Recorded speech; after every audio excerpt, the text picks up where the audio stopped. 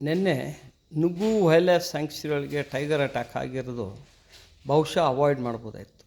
ಇವತ್ತು ಆ ಗಾಯ ಆದವರು ಈ ಅಪೋಲೋ ಹಾಸ್ಪಿಟಲ್ಗೆ ICUವಲ್ಲಿದ್ದಾರೆ.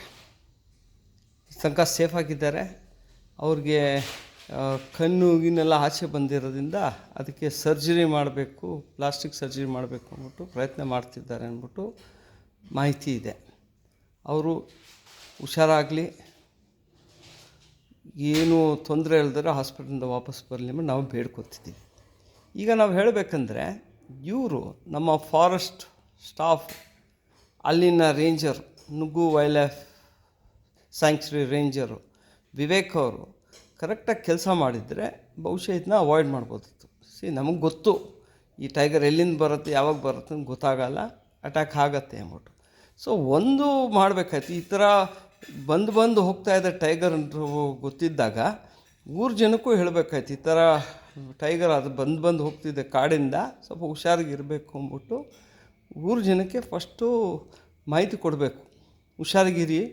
ಆಮೇಲೆ ಅವ್ರಿಗೆ ಸುರಕ್ಷಕ್ಕೆ ಅಲ್ಲಿನ ಅವ್ರ ಸ್ಟಾಫ್ನ ಬಿಟ್ಟು ಇದು ಮಾಡಬೇಕು ಅಂದ್ಬಿಟ್ಟು. ಈಗ ನಮಗೆ ಬಂದಿರೋ ಮಾಹಿತಿ ಒಳಗೆ ಆನೆನ ಕೊಟ್ಟಿದ್ದಾರೆ, ಡ್ರೋನ್ಸು ಕೊಟ್ಟಿದ್ದಾರೆ, 2 ವೈಲ್ಡ್ ಲೈಫ್ ವೆಟರ್ನರಿನ ಇದ್ರೂ ಈ ಥರ ಒಂದು ಘಟನೆ ಆಗಿದೆ ಅಂದರೆ ಎಲ್ಲೋ ಒಂದು ಕಡೆ ನಾವು ಹೇಳಬೇಕಂದ್ರೆ ಅಲ್ಲಿನ ಫೀಲ್ಡ್ ಡೈರೆಕ್ಟ್ರು ಆ ಸ್ಪಾಟೊಳಗೆ ಇದ್ದಿದ್ದರೆ ಬಹುಶಃ ಏನೋ ಬೇರೆ ಥರ ಡೈರೆಕ್ಷನ್ಸ್ ಆಗ್ಬೋದಾಯಿತು. ಬಟ್ ಅವ್ರ ಫೀಲ್ಡ್ಗೆ ಬರೆದಿರೋದ್ರಿಂದ ಜನಕ್ಕೆ ಈ ಥರ ಅಪಾಯ ಆಗಿದೆ. ಈಗ ಊರು ಜನ ಹೇಳೋದಂದರೆ ಈಗ ಪಕ್ಕದ ಇದರ ರೇಂಜ್ ಒಳಗೆ ಎಡಿಯಾಲದೊಳಗೆ ಭಾನುವಾರ ಒಂದು ಹುಲಿ ಹಿಡ್ದಿದ್ದಾರೆ. ಏನು ತೊಂದರೆ ಇಲ್ದವರು ಹಿಡ್ದಿದ್ದಾರೆ. 12 ವಯಸ್ಸು ಟೈಗರ್ಸು, ಅದನ್ನು ಹಿಡಿದು ಬನ್ನರ್ಘಟ್ಟಕ್ಕೆ ಕಳಿಸಿದ್ದಾರೆ. ಅಲ್ಲಿನ RF ಅವರು, ಮುನಿರಾಜ್ ಅವರು ಒಳ್ಳೆ ಕೆಲಸ ಮಾಡಿ ತೊಂದರೆ ಇಲ್ದರೆ ಮಾಡಿದರು. ಇವ್ರು ಯಾಕೆ ಮಾಡಲಿಲ್ಲ ಅಂದ್ಬಿಟ್ಟು ಇವರು ಪ್ರಶ್ನೆ ಮಾಡೋಕ್ಕೆ ಶುರು ಮಾಡಿದ್ದಾರೆ. 3 ಜನ ಹೇಳೋದು, ಇಷ್ಟು ದಿನ ನಾವು ಅಷ್ಟೆಲ್ಲ ಮಾಹಿತಿ ಕೊಟ್ಟು ಬೇಡ್ಕೊತಿದ್ರು, ಆ ಫೀಲ್ಡ್ ಡೈರೆಕ್ಟ್ರು ಪ್ರಭಾಕರನ್ ಫೀಲ್ಡ್ಗೆ ಬರಲಿಲ್ಲ, ನಮ್ಮ ರಕ್ಷಣೆಗೆ ಬರಲೇ ಇಲ್ಲ. ಅವರು ನಾವು ಕೇಳಿದ್ರೂ ಬರ್ತಾಯಿಲ್ಲ. ಇವ್ರ ಇದರಿಂದ ನಿರ್ಲಕ್ಷ್ಯದಿಂದ ನಮ್ಮ ಜನಕ್ಕೆ ಅಪಾಯ ಆಗಿದೆ, ಗಾಯ ಆಗಿದೆ, ನಮಗೆಲ್ಲ ಹೆದರಿಕೆ ಇದೆ. ಈ ಟೈಗರ್ನ ನೀವು ಬೇಗ ಹಿಡಿಬೇಕು ಅಥವಾ ಏನೋ ಮಾಡಬೇಕು, ಕ್ಯಾಪ್ಚರ್ ಮಾಡಿ ಏನೋ ಮಾಡಿ ಅಂದ್ಬಿಟ್ಟು ಅವರು ಕೇಳ್ಕೊತಿದ್ದಾರೆ. ಈಗ ನಾವು ಹೇಳೋದು ನಮ್ಮ ಫಾರೆಸ್ಟ್ ಮಿನಿಸ್ಟ್ರಿಗೆ, ಪಾಪ ಈಶ್ವರ್ ಖಂಡ್ರವ್ರು ಒಳ್ಳೆ ಜನ, ಭಾಳ ಟ್ರೈ ಮಾಡ್ತಿದ್ದಾರೆ, ಏನಾದ್ರು ಒಂದು ಮಾಡಬೇಕು.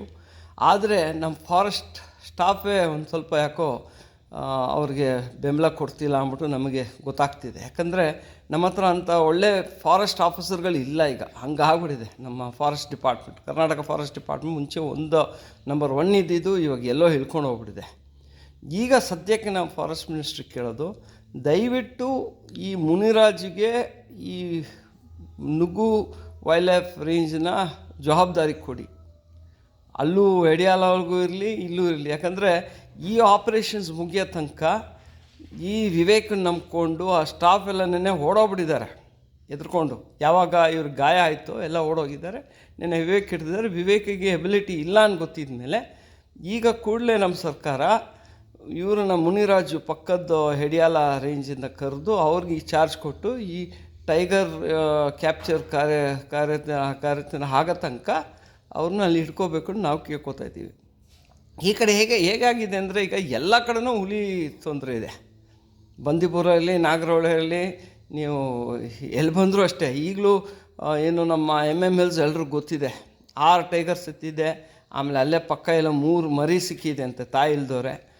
ಎಲ್ಲ ಇರಬೇಕಾರೆ, ಈ ಥರ ಸಿಚುವೇಶನ್ಸ್ ಇರಬೇಕಾರೆ ನಮಗೆ ಬೇಕಾಗಿರೋದು ಎಲ್ಲ ಒಳ್ಳೊಳ್ಳೆ ಆಫೀಸರ್ಗಳು ಮುಂದೆ ಬಂದು ಇದನ್ನು ಏನಾದ್ರು ಮಾಡಬೇಕು, ತೀರ್ಮಾನ ತೊಗೋಬೇಕು. ಯಾಕಂದರೆ ಊರು ಜನಕ್ಕೆ ಅವ್ರಿಗೆ ಧೈರ್ಯ ಕೊಡಬೇಕು, ಅವ್ರ ಜೊತೆ ಕೆಲಸ ಮಾಡಿ ಅವ್ರಿಗೆ ಕಾನ್ಫಿಡೆನ್ಸ್ ಕೊಟ್ಟು, ಇಲ್ಲ ನಾವು ಇದ್ದೀವಿ ನೋಡ್ಕೋತೀವಿ ಅಂತ ಹೇಳಬೇಕು.